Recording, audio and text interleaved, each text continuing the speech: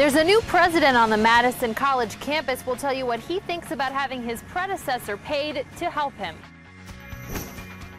Madison College will essentially pay 2 presidents in the next 4 months. Good evening, I'm Michelle Lee. The new head of the tech school started yesterday. News 3's Jessica Arp sat down with him this afternoon and asked him about a pretty unique arrangement with his predecessor. Well, yeah, Dr. Jack Daniels III takes over as the 8th president of Madison College, as president number 7 remains on the payroll to help him.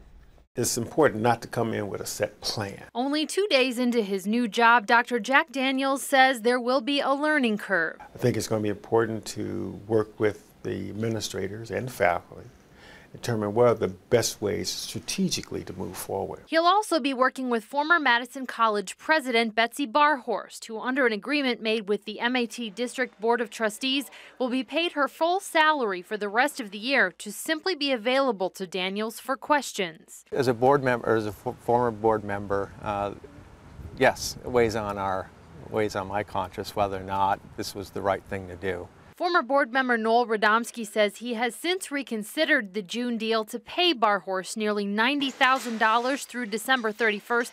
Because there's a cost factor. We have as a former board member, I know that there's a small deficit that MATC has to address because of the tax levy freeze.